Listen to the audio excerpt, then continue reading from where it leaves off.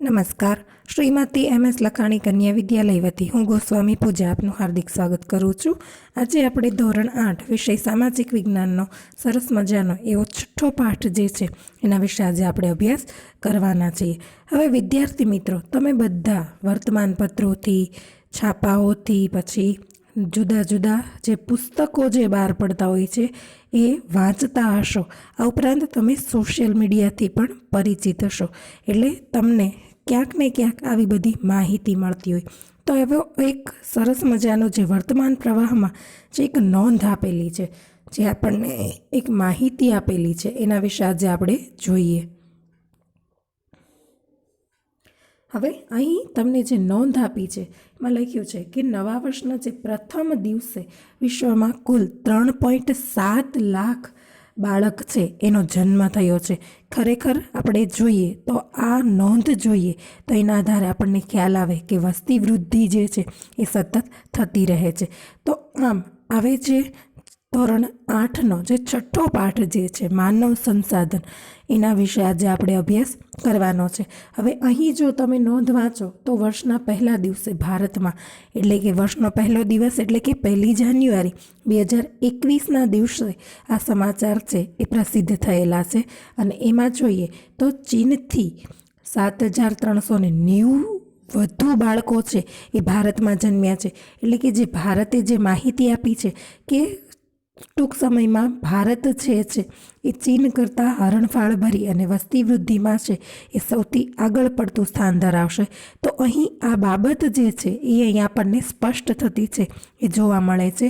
અને આમ આજે આપણે તમારો ધોરણ 8નો સામાજિક વિજ્ઞાનનો છઠ્ઠો એવો પાઠ માનવ સંસાધન, એના વિશે આજે આપણે અભ્યાસ કરીશું. હવે તમારા બધાના ઘરે ક્યારેક ને ક્યારેક કોઈક વ્યક્તિ જે છે એ પછી સરકારી કર્મચારી હોય અથવા તો કોઈ પણ વ્યક્તિ છે એ આંગણવાડી કર્મચારી હોય, એ કોઈક ને કોઈ માહિતી લેવા છે એ તમારા ઘરે આવતા હોય છે. એ તમારું નામ છે, અભ્યાસ છે, પછી તમારા ઘરમાં કેટલા સભ્યો રહે છે, કેટલા ઉંમરની વ્યક્તિઓ છે, કેટલી વ્યક્તિઓ છે એની ઉંમર વધુ છે, કેટલા બાળકો છે, કેટલી વ્યક્તિ છે એ ઘરમાં અભ્યાસ કરી રહી છે, કેટલા બાળકો છે એ ભણી રહ્યા છે, કઈ બાળકો છે એ સરકારી સ્કૂલમાં ભણી રહ્યા છે, અથવા તો કેટલા વ્યક્તિ જે છે એ નોકરી કરી રહ્યા છે. તો આવી બધી જે માહિતી જે છે એ તમારા ઘરે કોઈક ને કોઈક વ્યક્તિ છે એ લેવા આવતી હોય છે. તો આમ આપણા વિદ્યાર્થી જે છે, એક વર્ગમાં જેટલા વિદ્યાર્થી હોય એની બધાની માહિતી પણ કેવી હોવાની? અલગ અલગ હોવાની. કોઈકના ઘરમાં છે એ 2 સભ્યો રહેતા હોય, તો કોઈકના ઘરમાં છે એ 4 સભ્યો રહેતા હોય. તો આવી રીતે જે આપણને જુદી જુદી માહિતી મળે છે, એમ અહીં વસ્તી ગણતરીને લઈને પણ કેટલીક માહિતી છે એ લેવામાં આવતી હોય છે. તો આ વસ્તી ગણતરી શું છે અને શેના માટે કરવામાં આવે છે? તો કોઈ પણ દેશ અથવા તો કોઈ પણ વિસ્તારમાં વસતા જે લોકો છે એની વિધિવત માહિતી, એટલે કે એની બધી જ વિગતો છે એ નોંધવામાં આવે. એણે ક્યાં સુધીનો અભ્યાસ કર્યો છે, એની ઉંમર કેટલી છે, એ ક્યાં નોકરી કરતા હતા, સરકારી હોદ્દા ઉપર હતા, કેટલા વર્ષ સુધી એણે નોકરી કરી, એને કઈ બીમારી છે, આવી બધી જ માહિતી, જેને આપણે વિધિવત રૂપે કહી શકીએ, એવી બધી જ માહિતી છે એ મેળવી અને જેની નોંધણી કરવામાં આવે છે એને આપણે વસ્તી ગણતરી તરીકે ઓળખી શકીએ છીએ. અને આ વસ્તી ગણતરી જે છે એ દર 10 વર્ષે કરવામાં આવે છે અને એ કેન્દ્ર સરકારના આદેશ પ્રમાણે કરવામાં આવે છે. એટલે કે કેન્દ્ર સરકાર જ્યારે આદેશ કરે ત્યારે છે એ વસ્તી ગણતરી કરવામાં આવે છે. આઝાદી મળ્યા પછીની આપણી જે વસ્તી ગણતરી જે 2011માં છેલ્લે થઈ હતી, એ 7મી વખતની વસ્તી ગણતરી હતી. અને હાલમાં આ વસ્તી ગણતરી 2011ની જે વસ્તી ગણતરી જે છે એને હાલમાં 10 વર્ષ છે એ પૂરા થાય છે. એટલે 2011માં જે વસ્તી ગણતરી થઈ એના પછી જે 10 વર્ષ છે, એટલે કે હાલમાં જે આ નવું વર્ષ શરૂ થયું છે 2021નું, ત્યારે આ ફરી પાછી છે એ વસ્તી ગણતરી કરવામાં આવશે. અને એમાં કેટલો વૃદ્ધિ દર થયો છે, કેટલો વધારો થયો છે, એ બધી જ બાબતની નોંધ જ્યારે વસ્તી ગણતરી થશે ત્યારે આ બધી બાબતનો ખ્યાલ છે એ આપણને આવશે. અને આ જ્યારે 2011ની વસ્તી ગણતરી થઈ ત્યારે આપણી પાસે આપણા બધા પાસે એક યુનિક નંબર આવે એના માટે આપણને બધાને એક ઓળખપત્ર આપવામાં આવ્યું છે, જેને આપણે આધાર કાર્ડ તરીકે ઓળખાવી શકીએ છીએ. અને આ આધાર કાર્ડની માહિતી છે એ મળે છે, એના દ્વારા દરેક વ્યક્તિ જે છે એની માહિતી છે એ મળી રહે છે. ફિંગરપ્રિન્ટ લેવામાં આવે છે, એટલે કોઈ વ્યક્તિ છે એ ખોટી રીતે કોઈ પણ જગ્યાએ છે એ પોતે છે એ પાસપોર્ટ કઢાઈ આવે અથવા તો કોઈ પણ ખોટી રીતે છે એ ડોક્યુમેન્ટમાં સહી કરીએ તો એવું ચાલતું નથી. એટલા માટે આ યુનિક નંબરવાળું આધાર કાર્ડ જે છે એ દરેક ભારતના નાગરિકને મળે એવું જ્યારે આ 2011ની વસ્તી ગણતરી થઈ ત્યારે નક્કી કરવામાં આવ્યું હતું. અને આ માનવ વસ્તી જે છે એ જ ખરેખર આ દેશનું માનવ ધન છે. કોઈ પણ દેશનો જો સૌથી મોટો આધાર રહેલો હોય, વિકાસનો આધાર રહેલો હોય તો એ માનવ સંસાધન પર છે. અને માનવ વસ્તી જ એ દેશની સાચી મૂડી છે. અને દેશનો જે વિસ્તાર જે થાય છે એ વિસ્તાર જે છે એ કુદરતી સંપત્તિ થકી, અને આ માત્ર ને માત્ર વિસ્તાર અને કુદરતી સંપત્તિ પર જ આધારિત નથી, પરંતુ જ્યારે આ માણસ જે છે એ પોતાનો સહયોગ આપશે, પોતાનો ભોગ આપશે, ત્યારે આ વિકાસ જે છે એ શક્ય બને છે. કોઈ પણ એક જગ્યાએ ફેક્ટરી ચાલતી હોય, વિસ્તાર જગ્યા પણ હોય, એને પૂરતું વાતાવરણ હોય, પણ એમાં કામ કરનારા જ્યારે કારીગર જ નહીં હોય તો એ ફેક્ટરી છે એ કેવી રહેશે? સાવ નકામી પડી રહેશે. એટલે કે માત્ર ને માત્ર વિસ્તાર અને કુદરતી સંપત્તિ થકી જ આ દેશનો વિકાસ નથી થતો, પરંતુ માનવ વસ્તી જે છે એના જ આધારે આ દેશનો સાચો વિકાસ થાય છે. દેશના આર્થિક વિકાસનો પાયો પણ આ દેશની માનવ વસ્તીનું કદ અને એની ગુણવત્તા છે. એટલા માટે આ લોકોનું આરોગ્ય જળવાઈ રહે, શિક્ષણ સારું મળી રહે, એની પોતાની જે કાર્યકુશળતા જે છે, એની પોતાની કામ કરવાની કુશળતા છે એ જળવાઈ રહે, અને વ્યક્તિની ઈચ્છાઓ જે છે એ બધી જ બાબતો પર છે એ ઉત્પાદકતા વધે છે, જેના કારણે આ દેશનો વિકાસ જે છે એ સારો કરવામાં આવે છે, સારો થાય છે. કારણ કે જો વ્યક્તિ છે એ શિક્ષિત હશે તો કામ છે એ વધુ સારું કરી શકશે, લોકોનું આરોગ્ય સારું હશે તો પણ એ વધુ સારી રીતે કામ કરી શકશે. માટે જ આ દેશનો આખો આધાર જે રહેલો છે એ આ માનવ વસ્તી પર રહેલો છે, માનવ સંપત્તિ પર રહેલો છે, અને એ જ ખરેખર દેશની સાચી મૂડી છે એમ આપણે કહી શકીએ.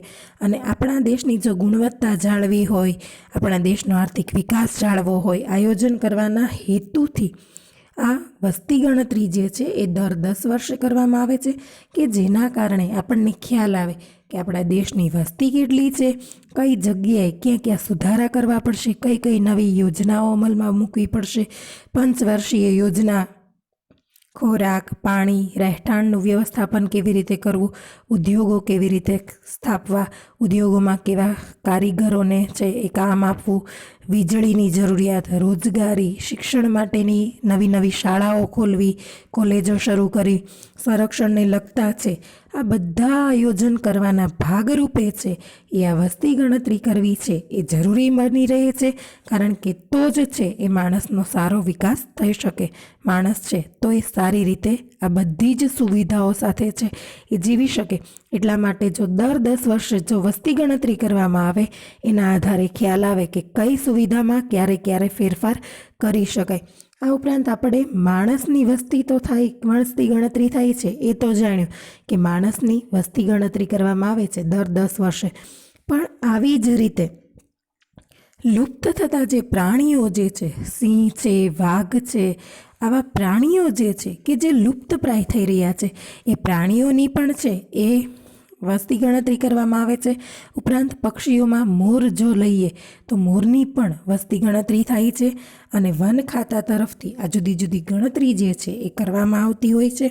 તેથી આ પાલતુ પ્રાણીઓની પણ છે એ ગણતરી કરવામાં આવે છે, અને એની જરૂરી એવા પગલાં લેવામાં આવે છે સંરક્ષણ માટે, એને બચાવવા માટે શું કરી શકાય એવા જરૂરી પગલાં લઈ અને આ લોકો વસ્તી ગણતરી, માનવ વસ્તી ગણતરી તો કરે જ છે, પરંતુ સાથે સાથે આ પશુઓ જે છે, પક્ષી જે છે, એની પણ લુપ્ત થતા જે પ્રાણીઓ જે છે એની પણ વસ્તી ગણતરી કરવામાં આવે છે. હવે આ ભારતની વસ્તી અંગેનો જે ખ્યાલ જે છે, હવે આપણા દેશનો જે ભૂમિ વિસ્તાર જે છે એ કુલ 32,87,263 ચોરસ કિલોમીટર જેટલો છે.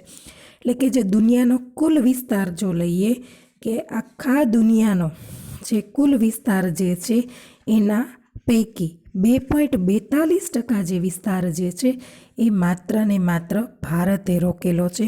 એ ભારતનો ભૂમિ વિસ્તાર છે. અને વિસ્તારની દૃષ્ટિએ જો જોઈએ તો ભારતનું સ્થાન છે એ 7મા નંબર ઉપર છે. એટલે કે એ પહેલાંના જો દેશો લઈએ તો પહેલા નંબરે રશિયા છે, બીજા નંબરે ચીન, ત્રીજા નંબરે USA, ચોથા નંબરે કેનેડા, 5મા નંબરે બ્રાઝિલ, 6ઠા નંબરે ઓસ્ટ્રેલિયા અને 7મા નંબરે જો કોઈનો વારો આવે તો એ આપણો ભારત દેશ છે. કે વિસ્તારની દૃષ્ટિએ છે એ ભારત 7મા ક્રમ ધરાવે છે. અને ભારતની દુનિયાની કુલ વસ્તીના જે 16% લોકો છે એ માત્ર ને માત્ર ભારતમાં આવીને વસવાટ કરે છે. એટલે કે ભારતમાં વસવાટ કરે છે. ભારતમાં અનુકૂળ વાતાવરણ છે એના કારણે ભારતમાં વસ્તી વધારો છે એ સતત થઈ રહ્યો છે. આપણે જોયું કે ચીન કરતાં છે એ ભારતમાં બાળકો છે એનો વધારે જન્મ થયો. તો આમ આપણે જે વસ્તીમાં જે ભારત જે છે એ બીજા ક્રમે છે, ચીન પ્રથમ ક્રમે છે. તો થોડા ઘણા વર્ષોમાં એવી પણ પરિસ્થિતિ થઈ જાય કે ચીન છે એ પાછળ ધકેલાઈ જાય અને ભારત છે એ વસ્તી વૃદ્ધિમાં સૌથી આગળ આવી જાય. અને આમ ગુણવત્તાવાળી વસ્તી જે છે એ માનવ સંસાધન કહેવાય છે. ગુણવત્તાવાળી વસ્તી એટલે કે માનવ શક્તિ જે છે એનું મૂલ્ય જે છે, એની બૌદ્ધિકતા જે છે, એની સાક્ષરતા પર રહેલું છે. એટલે કે માણસ જે છે એની બુદ્ધિને આધારે એ પોતે કોઈ પણ અશક્ય કામ જે છે એને પણ શક્ય બનાવી શકે છે. જે આપણે જોઈએ તો માણસ છે એ ચંદ્ર ઉપર પહોંચ્યો છે. ચંદ્ર ઉપરથી પણ નમૂના લઈને આવે છે. ચંદ્ર ઉપર વસવાટ છે કે નહીં.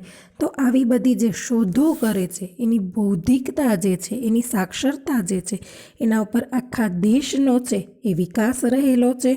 અને આમ દેશના વિકાસમાં જે પ્રતિભાવંત નાગરિકો જે છે, ડૉક્ટર હોય, કેળવણીકાર હોય, એન્જિનિયરો હોય, રમતવીરો છે, ઉદ્યોગપતિઓ છે, વેપારીઓ છે, ખેડૂતો છે, કલાકારો છે, કામદાર વર્ગ જે છે, કારીગર વર્ગ છે, એના આધારે આપણા આ દેશ જે છે એ ગુણવત્તાયુક્ત બને છે. દેશનો સારો એવો વિકાસ થાય છે. એટલે કે આ માનવ સંસાધન જે છે, માનવ વસ્તી જે છે એ ખૂબ જ મહત્ત્વનું એક સંપત્તિ તરીકે છે. અને ખાસ કરીને જો જોઈએ તો યુવાનો અને જે બાળકો જે છે એ આપણે ખરેખર આપણી સાચી માનવ સંપત્તિ છે. કારણ કે વૃદ્ધો છે એ ખરેખર રીતે છે, યોગ્ય રીતે છે એ કામ કદાચ ન કરી શકે. એટલે ખરેખર આપણી જે સંપત્તિ જે છે એ આપણા બાળકો અને આપણા યુવાનો છે, જેના આધારે આપણો જે દેશ જે છે એ ખૂબ જ પ્રગતિ કરી રહ્યો છે. હવે આ વસ્તી વૃદ્ધિ કેવી રીતે થાય? તો વસ્તી વૃદ્ધિ જે છે હવે 2001થી 2011નો જે સમયગાળો હતો, દાયકો જે હતો, 10 વર્ષનો જે સમયગાળો હતો, એમાં ભારતીય વસ્તી જે છે એમાં 18.1 કરોડ જેટલી જનસંખ્યા જે છે એમાં સતત ને સતત વધારો થતો રહ્યો છે.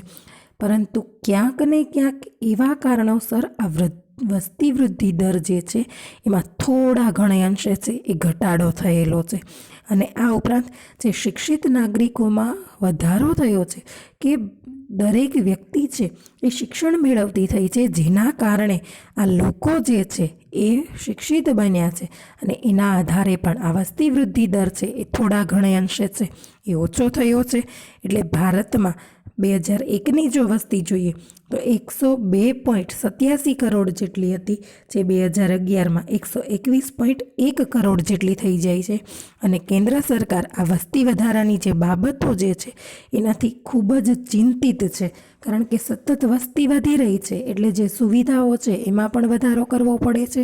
એટલે એ નવી નવી યોજનાઓ, નીતિ નિયંત્રણો અને વસ્તી વધારાને કેવી રીતે અંકુશમાં લઈ શકાય એવા પગલાં ભરવાના પ્રયાસો કરે છે. અને આના જ પરિણામે 1.7% જેટલો વસ્તીનો વૃદ્ધિ દર જે છે એ ખરેખર નીચો ગયો છે.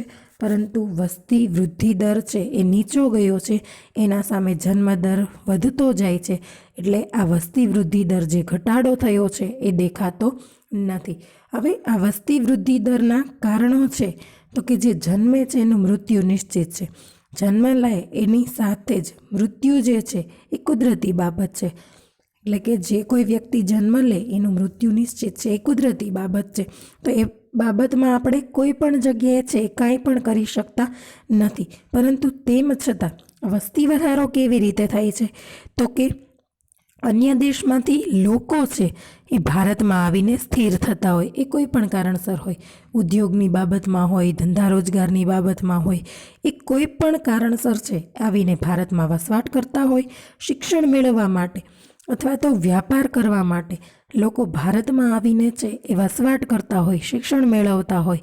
એ ઉપરાંત પોતાના ઉદ્યોગ ધંધા છે એ ભારતમાં સ્થાપતા હોય છે.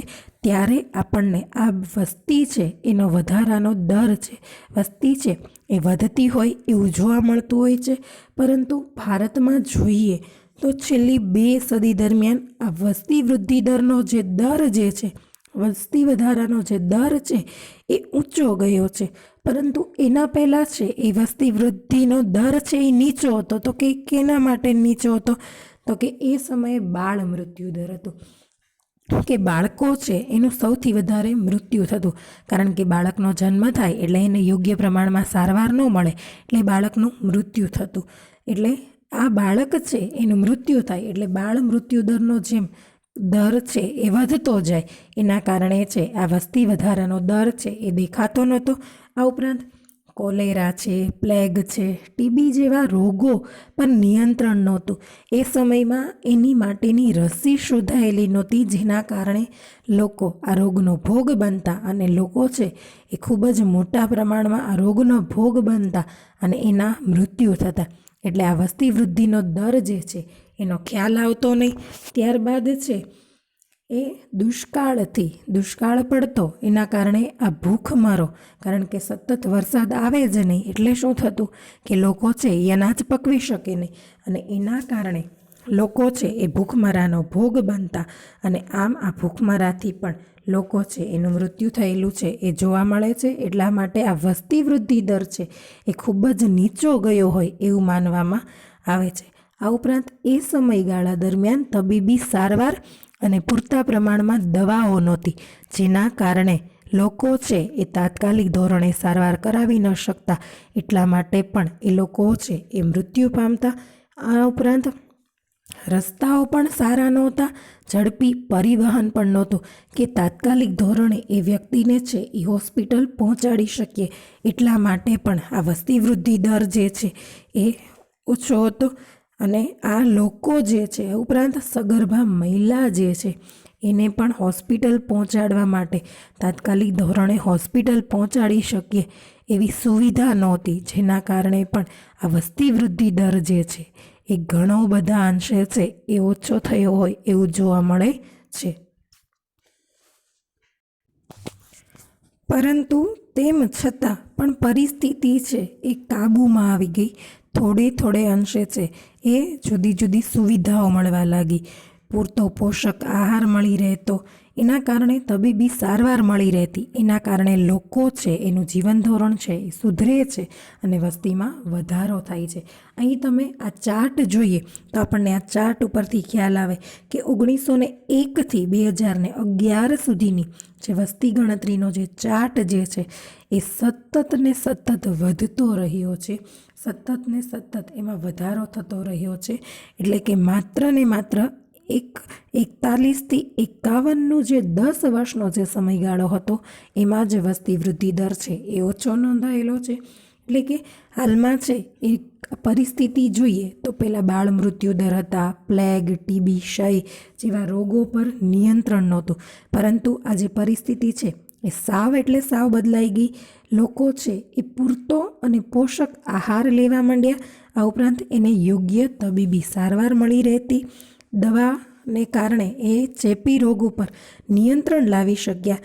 સારા રસ્તાઓ બની ગયા, ઝડપી પરિવહન મળ્યું, ઝડપી સંદેશા વ્યવહારની સુવિધાને કારણે એ લોકોને તાત્કાલિક સારવાર મળતી થઈ, જેના કારણે આ વસ્તી વૃદ્ધિ દર જે છે એ સતત ને સતત વધતો ગયો છે. માત્ર ને માત્ર થોડા જ વર્ષો એવા રહ્યા કે આ વસ્તી વૃદ્ધિ દર છે એ ઓછો હતો, પરંતુ પછી વસ્તી વૃદ્ધિનો દર એટલો બધો વધ્યો કે હાલમાં આપણે જોઈ શકીએ છીએ કે 102.87માંથી 121 કરોડની વસ્તી છે એ ભારતમાં નોંધાયેલી છે 2011માં. હાલમાં જે વસ્તી ગણતરી થાય એમાં સતત ને સતત આપણે જે ઉદાહરણ જોયું કે 1 જાન્યુઆરીએ જે બાળકોનો જન્મ થયો એમાં ચીન કરતાં 7,000 બાળકો જે છે એ ભારતમાં વધુ જન્મ લીધો. એના કારણે આપણને એવો ખ્યાલ આવે છે કે આપણી વસ્તી જે છે ભારતની એ સતત ને સતત વધતી રહી છે. આ ઉપરાંત આયુષ્ય મર્યાદા જે છે 1920માં જે 40થી 41 વર્ષ સુધીનું હતું એ હવે જોઈએ તો 63થી 64 વર્ષ આસપાસ છે એ થઈ ગયું છે. એટલે કે વધુ વ્યક્તિ છે એ જીવતી થઈ છે. શું કામ? કારણ કે એને બધી જ સુવિધાઓ છે, તબીબી સારવાર છે એ પૂરી પડી રહે છે. એટલા માટે લોકોનું આયુષ્ય જે છે એ વધતું ગયું છે. આ ઉપરાંત જન્મદરમાં છે એ ઘટાડો નથી થયો. જન્મદર જેટલો છે એ જન્મદર છે એ વધતો જ રહ્યો છે. કારણ કે અમુક લોકો છે એ નિરક્ષર છે, એટલે કે એને એવો ખ્યાલ નથી આવતો કે એક બાળક જો હોય તો એક બાળક ઉપર આપણે વધુ ખ્યાલ આપી શકીએ, વધુ ધ્યાન આપી શકીએ. પરંતુ પોતાની નિરક્ષરતાને કારણે એ બાળકો જે છે એની સંખ્યા વધારે હોવાને કારણે એ યોગ્ય પ્રમાણમાં છે એ બધા જ પર ધ્યાન આપી શકતા નથી. આ ઉપરાંત અંધશ્રદ્ધા માને છે, જેના રૂઢિગત રિવાજો જે છે એને પકડીને બેસી રહે છે કે એક બાળક એ થોડા બાળક કહેવાય, એટલા માટે એ એક કરતાં વધુ બાળકને જન્મ આપે છે. એટલે આવી રીતે આ જન્મદર જે છે એમાં કોઈ પણ પ્રકારે છે એ ઘટાડો થતો નથી. પરંતુ ઘણા બધા એવા શિક્ષિત લોકો જે છે કે શિક્ષિત લોકોને કારણે એ પોતે છે એ આ નીતિ જે છે એ અપનાવતા થયા છે કે એક બાળ જય ગોપાળ. એના કારણે છે આપણે આજે આ વસ્તી વૃદ્ધિનો દર જે છે થોડા ઘણા અંશે છે એ થોડો ઓછો થયો હોય એવું લાગે. આ ઉપરાંત વસ્તી વધારો થાય એટલે કે કેટલીક વ્યવસ્થાપનની છે એ બાબત જે છે એની સમસ્યા ઊભી થાય. ખોરાક છે, પાણી છે, રહેઠાણ છે, પર્યાવરણનું પ્રદૂષણ છે. કારણ કે લોકો છે એ વધતા જાય એટલે કે ખેડૂતે છે એ વધુ ને વધુ અનાજ પકવવું પડે, પાણીની જરૂરિયાત વધુ ઊભી થાય. રહેઠાણ તમે અત્યારે હાલમાં જુઓ તો તમને ફ્લેટ સિસ્ટમ બધે જોવા મળશે, ક્યાંય ટેનામેન્ટની સિસ્ટમ છે એ ઓછી જોવા મળશે. શું કામ? કે ઓછી જગ્યામાં વધુ લોકો રહી શકે. એટલા માટે હાલમાં તમે જ્યાં જુઓ ત્યાં તમને ફ્લેટ સિસ્ટમ છે એ વધુને વધુ જોવા મળશે.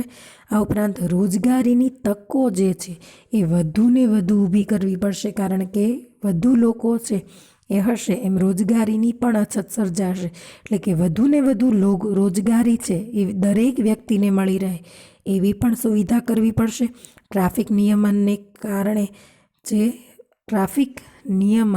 ટ્રાફિકની અવ્યવસ્થા ઊભી થશે એને માટે પણ એની ઉકેલ યોજનાઓ છે એ શોધવી પડશે અને આમ કાયદાકીય પગલાં લેવા પડશે. એટલે કે આમ આ વસ્તી વધારો થાય છે એના દ્વારા જે આપણને અવ્યવસ્થા ઊભી થવાની છે એ બધી જ બાબતે પગલાં ભરી અને આપણે આગળ ચાલવું પડશે. હવે અહીં આપણે જોઈએ તો આ વસ્તી ગીચતા જે છે, વસ્તીનો વૃદ્ધિદર જે નોંધાયેલો છે ભારતીય જનસંખ્યાની, તો 1901થી શરૂ કરી અને 2011 સુધી જે 7મી વખતની જે વસ્તી ગણતરી થઈ છે એમાં સતતને દર વાર્ષિક વૃદ્ધિ દર જે છે એ સતત ને સતત વધતો રહ્યો છે. એટલે એ માત્ર ને માત્ર એક 10 વર્ષનો ગાળો એવો હતો 1941થી 1951 કે જેમાં વસ્તી વૃદ્ધિ દર ઓછો જોવા મળ્યો છે. આ ઉપરાંત વસ્તી ગીચતા એટલે કે હવે કોઈ પણ એક પ્યાલો લ્યો, પાણીનો ગ્લાસ લ્યો, હવે એ ગ્લાસમાં પાણી ભરેલું છે તો તમે એમાં પાણી નાખશો તો શું થશે? એ પાણી છલકાઈને બહાર આવી જશે. એટલે કે જેટલા વિસ્તારમાં જેટલી જરૂરિયાત છે, એક ક્લાસમાં 5 જ વ્યક્તિની જગ્યા છે બેસવાની અને એમાં આપણે 10 વ્યક્તિને બેસાડીએ તો શું થશે? કે ધક્કામુક્કી થશે અવ્યવસ્થા ઊભી થશે. તો એમ અહીં પણ વસ્તી ગીચતા એટલે કે કોઈ પણ નિશ્ચિત વિસ્તાર જે છે એમાં વસ્તી, જે જનસંખ્યાનું જે પ્રમાણ જે છે એને આપણે વસ્તી ગીચતા છે એ કહી શકીએ. અને દર ચોરસ કિલોમીટરે સરેરાશ જેટલા લોકોનો વસવાટ થવો જોઈએ એના કરતાં વધુ વસવાટ હોય એને આપણે વસ્તી ગીચતા કહી શકીએ છીએ. અહીંયા આપણે વસ્તી ગીચતા જોઈ શકીએ કે કેટલી બધી વસ્તી જે છે એ આપણને અહીં જોવા મળે છે. અને આ વસ્તી ગીચતા જે છે એ ભૌગોલિક બાબત એટલે કે જ્યાંનું વાતાવરણ સારું, જ્યાંનું જમીન સારી, જ્યાં પાક સારો લઈ શકાતો હોય, જ્યાંનું ભૂપૃષ્ઠ સારું હોય ત્યાં છે એ વધુ વસ્તી ગીચતા જોવા મળશે. આ ઉપરાંત જ્યાં સામાજિક દ્રષ્ટિએ લોકોને વધુ સુરક્ષા અનુભવાતી હોય ત્યાં પણ એ લોકો રહેવાનું વધુ પસંદ કરશે. આ ઉપરાંત લોકોની જે આર્થિક સ્થિતિ છે એ વધુ સારી બનતી હોય, લોકો છે એ વધુ સારી રીતે પોતાના ઘર પરિવારનું ગુજરાન ચલાવી શકે એમ હોય એવી જગ્યાએ લોકો છે એ રહેવાનું વધુ પસંદ કરતા હોય છે. એટલા માટે પણ ક્યાંક છે એ વસ્તી ગીચતા વધુ જોવા મળતી હોય છે. અને બધી જ જગ્યાએ વસ્તી ગીચતા જે છે એ સરખી નથી હોતી.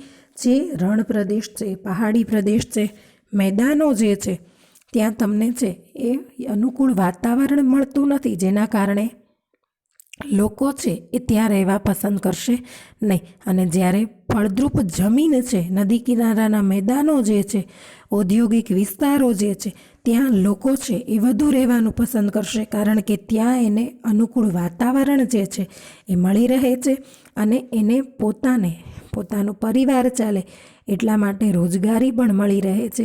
એટલે લોકો છે એ ત્યાં વધુ ને વધુ રહેવાનું પસંદ કરતા હોય છે. એટલે કે જે બધા જ દેશો જે છે એમાં વસ્તીના વિવિધ પ્રમાણ જે જોવા મળે છે, તો આ વસ્તી ગીચતા જે છે એ પ્રદેશમાં વિસ્તાર અને પ્રદેશ પ્રમાણે છે એ બધી જ વસ્તીનું પ્રમાણ છે એ સરખું હોતું નથી. નદી કિનારાના મેદાનો, ફળદ્રુપ મેદાનો હોય ત્યાં વધુ હોય, જ્યારે પહાડી વિસ્તાર અને રણ પ્રદેશમાં છે એ પ્રમાણ આપણને ઓછું જોવા મળે છે. આમ જ્યાં વ્યક્તિને પ્રતિકૂળ વાતાવરણ નથી મળતું ત્યાં વસ્તી ગીચતા જે છે એ ઓછી જોવા મળે છે. હવે આ વસ્તી ગીચતા પર કેટલાક પરિબળો અસર કરે છે. તો કે કેવા પરિબળો? તો કે જેમ કે એ સ્થળની, જે તે વિસ્તારની, જે તે પ્રદેશની સ્થળની ઊંચાઈ કેટલી છે, ત્યાં ઠંડી અને ગરમીનું પ્રમાણ કેવું છે, ઠંડી વધુ છે, ગરમી વધુ છે, આબોહવા કેવી છે, ત્યાંનું ભૂપૃષ્ઠ, ઉચ્ચ પ્રદેશ છે, પહાડો છે, મહાસાગરો છે, ત્યાંનું ભૂપૃષ્ઠ કેવું છે, ત્યાં કયા કયા પાકો લઈ શકાય છે, ત્યાં કેવી ખનિજો છે એ મળી શકે એમ છે, પાણી કેવું મળી રહે છે, ઉર્જા, આ ઉપરાંત પરિવહન છે, સંદેશા વ્યવહાર છે, આ બધી જ સુવિધા, શિક્ષણ, આરોગ્ય અને ઔદ્યોગિકરણ અને રોજગારી જ્યાં સૌથી વધુ મળી રહેતી હોય, આમ ઉપરાંત ટેકનોલોજી જે છે એને લીધે પણ અદ્યતન ટેકનોલોજીનો જ્યાં સારો એવો વિકાસ થયો હોય ત્યાં આપણને આ વિકાસ વૃદ્ધિ પણ આ વસ્તી ગીચતા સાથે છે એ જોડાયેલું છે. હવે સૌથી વધુ વસ્તી છે એ ભારતના મુખ્યત્વે 5 રાજ્યો જે છે ત્યાં સૌથી વધુ વસ્તી જોવા મળે છે. ખાસ કરીને ઉત્તર પ્રદેશ, બિહાર, મહારાષ્ટ્ર, પશ્ચિમ બંગાળ અને આંધ્રપ્રદેશ જે છે ત્યાં તમને સૌથી વધુ વસ્તી ગીચતા જોવા મળે છે. અને આ ઉપરાંત સૌથી ઓછી વસ્તી કે જ્યાં ટાપુ પ્રદેશ છે, કે જ્યાં લોકોને યોગ્ય પ્રમાણમાં સુવિધા નથી મળતી, યોગ્ય સારવાર નથી મળી રહેતી, લોકોને જે જીવન જરૂરિયાતની વસ્તુઓ જે છે એ પણ નથી મળી રહેતી, તો એવા સ્થાનો ઉપર વસ્તી છે એ ઓછી હોય છે. લક્ષદ્વીપ ટાપુ, દીવ, દમણ, દાદરા નગર હવેલી, અંદમાન નિકોબાર અને સિક્કિમ જેવા રાજ્યો અને કેન્દ્રશાસિત પ્રદેશો જે છે એની વસ્તી ગણતરી જે છે, વસ્તી ગીચતા જે છે એ ઓછી જોવા મળે છે. હવે આ વસ્તી ગીચતા ઉપર જો અસર કરતું કોઈ પરિબળ હોય તો એ જન્મદર છે. હવે કોઈ પણ નિશ્ચિત વિસ્તાર જે છે એની દર 1000ની વસ્તીએ 1 વર્ષ દરમિયાન કેટલા બાળકોનો જન્મ થાય છે એને આપણે જન્મદર કહીએ છીએ. અને આમ ભારતમાં છેલ્લા ઘણા વર્ષોથી આ જન્મદરનું પ્રમાણ જે છે એ ઘટતું જાય છે, કારણ કે લોકો છે એ કુટુંબ નિયોજનની સુવિધાથી વાકેફ થયા છે, લોકો કુટુંબ નિયોજન અપનાવતા થયા છે, લોકોમાં શિક્ષણને કારણે એવી જાગૃતતા ફેલાઈ છે કે એક બાળક હોય તો એને વધુ સારી રીતે આપણે ભણાવી શકીએ, એના ઉપર ધ્યાન આપી શકીએ. એટલા માટે લોકો છે એ આ કુટુંબ નિયોજન અપનાવતા થયા છે. પરંતુ ગ્રામ્ય વિસ્તારમાં હજી પણ આ સુવિધા છે, હજી પણ આ બાબતનો છે એ આપણે અભાવ જોવા મળે છે, શિક્ષણનો અભાવ છે, જેના કારણે ત્યાં વધુ બાળકો છે એનો જન્મ થતો જોવા મળે છે. હવે જનસંખ્યામાં વધારો ક્યારે થાય તો અહીં તમે આકૃતિ જોઈ શકો છો કે જ્યારે 5નો જન્મદર છે ત્યારે 2 જ મૃત્યુદર છે, એટલે જન્મદરમાં વધારો થાય. જનસંખ્યા ક્યારે સ્થિર થાય તો કે જન્મદર 3 છે, મૃત્યુદર પણ 3 છે, ત્યારે જનસંખ્યામાં સ્થિરતા આવી જાય છે. અને જ્યારે જન્મદર 2 હોય અને મૃત્યુદર 5 હોય ત્યારે આ જનસંખ્યા જે છે એમાં આપણને ઘટાડો થતો જોવા મળતો હોય છે. એવી જ રીતે મૃત્યુદર જે છે એ કોઈ પણ નિશ્ચિત વિસ્તારમાં દર 1000ની વસ્તીએ જે મૃત્યુ પામે છે વ્યક્તિ 1 વર્ષ દરમિયાન, એને આપણે મૃત્યુદર તરીકે ઓળખી શકીએ. એ મૃત્યુદર જે છે એને આપણે ક્યારેય 0 ઉપર ન લઈ જઈ શકીએ. શું કામ? કારણ કે જે જન્મે છે એનું મૃત્યુ નિશ્ચિત છે, એટલે કે એને ક્યારેય આપણે છે એ 0 ઉપર લઈ જઈ શકતા નથી. પરંતુ તેમ છતાં સંશોધન, તબીબી સારવાર, દવાઓ, રસીકરણ અને રોગ નિયંત્રણને કારણે, આ ટેકનોલોજીને કારણે આપણે આ મૃત્યુદર જે છે એને ઓછો છે એ ઘણા બધા અંશે કરી શક્યા છીએ. એટલે કે જન્મનું પ્રમાણ છે એ સૌથી વધી ગયું છે. મૃત્યુદર છે એ સાવ 0 ઉપર નથી, પરંતુ એને આપણે ઘટાડી શક્યા છીએ. આ ઉપરાંત સાક્ષરતા જોઈએ, સ્થળાંતર જોઈએ. માનવ વસ્તી છે એ એક સ્થળેથી બીજા સ્થળે સતત ફરતી રહે છે. એના ફરતા રહેવાનું પણ કંઈક કારણ હોય છે. હાલમાં જે લોકડાઉન થયું એના કારણે જે ભારતમાં બીજા રાજ્યોમાંથી આવીને જે લોકો છે એ રોજગારી મેળવતા હતા, આજીવિકા મેળવતા હતા, એને આ લોકડાઉનને કારણે ઉદ્યોગ ધંધા બંધ થયા એના કારણે એને પોતાના વતન પરત જવા માટે છે એ સ્થળાંતર કરવું પડ્યું હતું. તો એ સામાજિક પણ હોઈ શકે, સાંસ્કૃતિક આવશ્યકતાઓને લીધે પણ માનવી જે છે એ પોતાને અનુકૂળ સ્થળની પસંદગી કરી અને સ્થળાંતર કરતો હોય છે. અને એ સમયે છે એ યોગ્ય સ્થળની પસંદગી કરી અને એમાં પરિવર્તન કરતો રહેતો હોય છે, જ્યાં એને પોતાને આજીવિકા, શિક્ષણ, વેપાર, રોજગાર અને વહીવટ જે છે એનો યોગ્ય થતો હોય એવા કારણોસર લોકો છે એ એક જગ્યાએથી બીજી જગ્યાએ છે એ સ્થળાંતર કરતા હોય છે. અને ગ્રામ્ય વસ્તી જે છે એ શહેર તરફ છે એ વધુ છે એ આકર્ષાય છે. એટલા માટે જ ગુજરાતના જે 62% જે વસ્તી જે છે એ ગ્રામ્ય વિસ્તારમાં વસવાટ કરે છે અને 38% વસ્તી જે છે એ શહેરોમાં વસતી જોવા મળે છે. હવે વસ્તી માળખા છે એ નક્કી કરવામાં આવ્યા છે. આ વસ્તી છે એની ગણતરી જે કરવામાં આવે છે એ જુદા જુદા માળખા પ્રમાણે છે એ કરવામાં આવે છે અને એને કુલ વસ્તીના વિવિધ જૂથમાં અલગ અલગ પાડી દેવામાં આવે છે, જેમાં સ્ત્રી પુરુષનું જૂથ પણ હોઈ શકે, વયકક્ષા પ્રમાણેનું પણ જૂથ છે, સાક્ષરતા પ્રમાણેનું જૂથ, ગ્રામ્ય શહેરી વસ્તી જૂથ, એટલે કે ગામડામાં કેટલી વસ્તી છે, શહેરમાં કેટલી વસ્તી છે, ધાર્મિક દ્રષ્ટિએ ક્યાં હિન્દુ ધર્મ પાળતા લોકો છે, કેટલા હિન્દુ ધર્મને અપનાવે છે, કેટલા મુસ્લિમ ધર્મ પાળતા લોકો છે, ભાષા પ્રમાણે અલગ અલગ જૂથ પાડવામાં આવે છે. આમ આ વસ્તીનું અલગ અલગ માળખું નક્કી કરવામાં આવે છે અને વિવિધ જૂથ મુજબ જુદી જુદી છે એ જાણકારી પ્રાપ્ત કરી અને એનું વસ્તી માળખું જે છે એ તૈયાર કરવામાં આવે છે. આમ વય જૂથ પ્રમાણે પણ એક માળખું છે એ નક્કી કરવામાં આવે છે, જે દેશની કુલ વસ્તી જે છે એમાં બાળકો છે, પ્રૌઢો છે અને વરિષ્ઠ નાગરિકો જે છે એનો સમાવેશ થાય છે.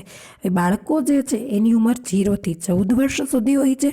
પ્રૌઢનું જે જૂથ છે એમાં 15થી 59 વર્ષ સુધી હોય છે અને વરિષ્ઠ નાગરિકો જે છે એ 59 વર્ષથી ઉપરની ઉંમરવાળી જે વ્યક્તિ જે છે, જેને ખરેખર આપણે વૃદ્ધ વ્યક્તિ તરીકે ઓળખીએ છીએ, તો એનું જૂથ છે એ સૌથી વરિષ્ઠ નાગરિકોના જૂથમાં આવે છે.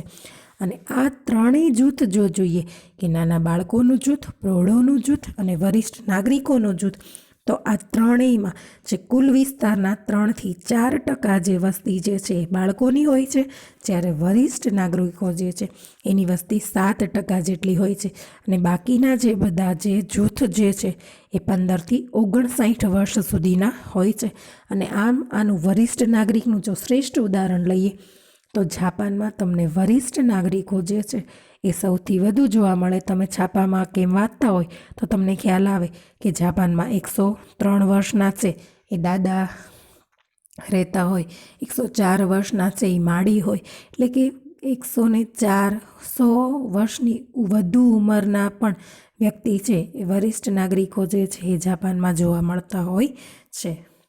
ત્યારબાદ સ્ત્રી પુરુષનું જાતિ પ્રમાણ માળખું જોઈએ તો કે જાતિ પ્રમાણ એટલે કે દર 1000 પુરુષોએ જે સ્ત્રીઓનું પ્રમાણ છે જેને આપણે જાતિ પ્રમાણ કહીએ છીએ, કે દર 1000 પુરુષોએ જે સ્ત્રીઓ જે બાળકી જન્મે છે એનું પ્રમાણ જે છે એ ક્રમશઃ ઘટતું જાય છે. અહીં તમે કોષ્ટકમાં જુઓ તો ભારતમાં 1000 પુરુષોએ સ્ત્રીઓનું પ્રમાણ 940 છે અને ક્રમશઃ જો જુદા જુદા રાજ્ય પ્રમાણે લઈએ તો ગુજરાતનું છે એ જાતિ પ્રમાણ 918 છે, ઉત્તર પ્રદેશનું જાતિ પ્રમાણ 908 છે. સૌથી વધુ જો જાતિ પ્રમાણ તો હોય તો એ કેરળ રાજ્યનું જે છે જે 1084 જેટલું છે એ જોવા મળે છે. ત્યારબાદ જોઈએ તો સાક્ષરતા એટલે કે કોઈ પણ એક વ્યક્તિ લખી વાંચી 6 વર્ષથી વધુ ઉંમરની વ્યક્તિ લખી વાંચી શકતી હોય, કોઈ પણ એક ભાષા જે છે એને યોગ્ય રીતે લખી અને વાંચી શકે, જેને આપણે સાક્ષર વ્યક્તિ તરીકે કહી શકીએ. પરંતુ આ સાક્ષરતા પ્રમાણ જે છે એની જે આધાર જે છે એ આ વસ્તીની ગુણવત્તા અને એની સામાજિક વિકાસને માપવાનો એક મહત્ત્વનો માપદંડ છે.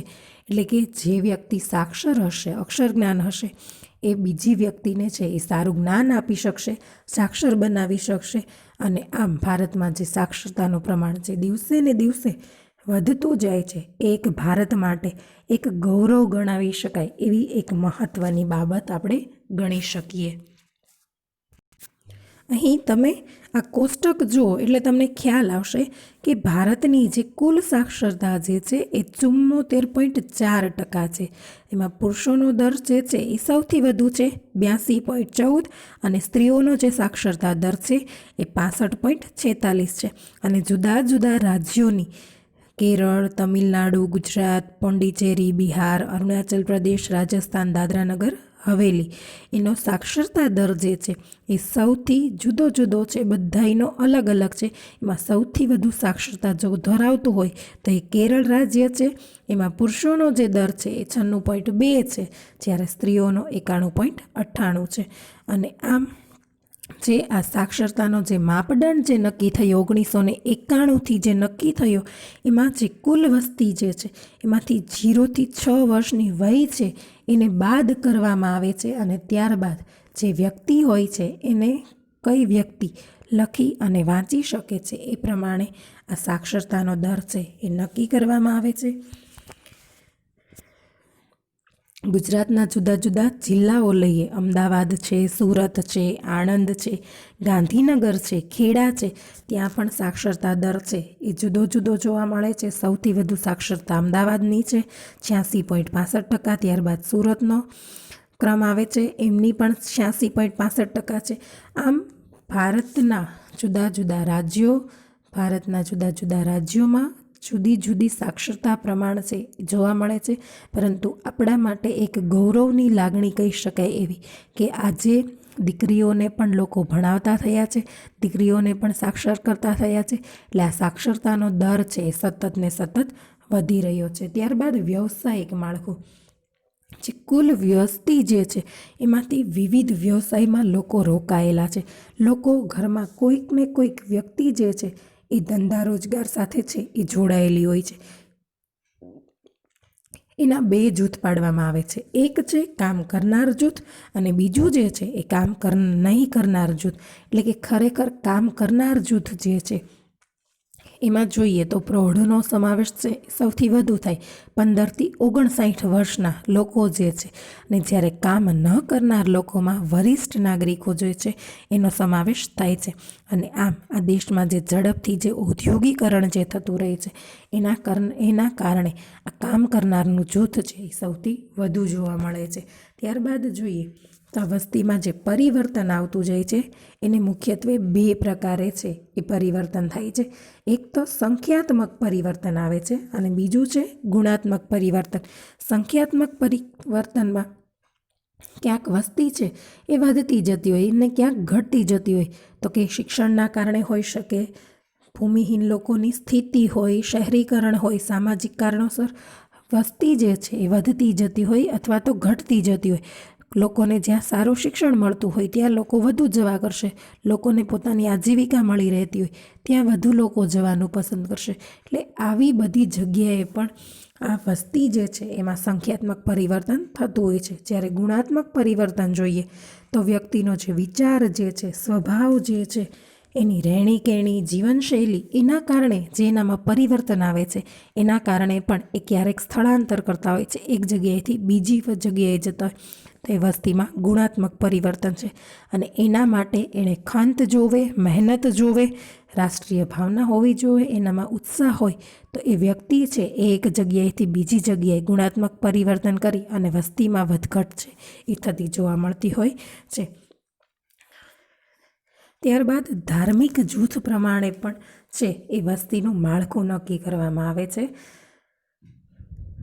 વ્યક્તિ છે, ભારત દેશ જે છે એ બિનસાંપ્રદાયિક દેશ છે. આપણને બધાને ખ્યાલ છે કે ભારતમાં બધી જ જ્ઞાતિના લોકો, બધા જ ધર્મ પાળતા લોકો છે એ વસવાટ કરે છે. એટલે કે સર્વધર્મ સંભાવ છે. એટલે ભારત દેશ છે એ હિન્દુ ધર્મ છે એ જે પાળનારા પ્રજા જે છે એ સૌથી વધુ છે લોકો વસવાટ કરે છે. આ ઉપરાંત બૌદ્ધ, જૈન, મુસ્લિમ, હિન્દુ આ બધી જ જ્ઞાતિના લોકો, બધા જ ધર્મ પાળતા લોકો છે એ ભારતમાં વસવાટ કરે છે. એટલે કે આ વસ્તીના જૂથમાં, એક વસ્તીના માળખામાં આ ધાર્મિક જૂથને પણ અલગ આપવામાં આવ્યું છે. ત્યારબાદ ભાષા જૂથ.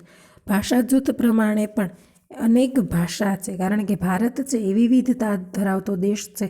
રંગ, રૂપ, વેશ, ભાષા બધું જ અલગ છે. એટલે કે આ ભાષા પ્રમાણેના પણ અલગ છે એ રાજ્યો પાડવામાં આવ્યા છે. અને આમ બંધારણ મુજબ છે આપણને 22 છે એ માન્ય ભાષા આપવામાં આવેલી છે. અને હિન્દી અને અંગ્રેજી જે છે એને વહીવટી ભાષા તરીકેની માન્યતા આપી. અને આમ આ ભારતમાં ભાષાવાર રાજ્યોની પણ રચના કરવામાં આવેલી છે. આરોગ્ય જૂથ જોઈએ તો કે માણસ જેટલો સ્વસ્થ હશે, સારો હશે શારીરિક, માનસિક રીતે, તો એટલું જ સારું છે એ કાર્ય કરી શકશે અને વિકાસ પણ એટલો જ ઝડપથી કરી શકશે.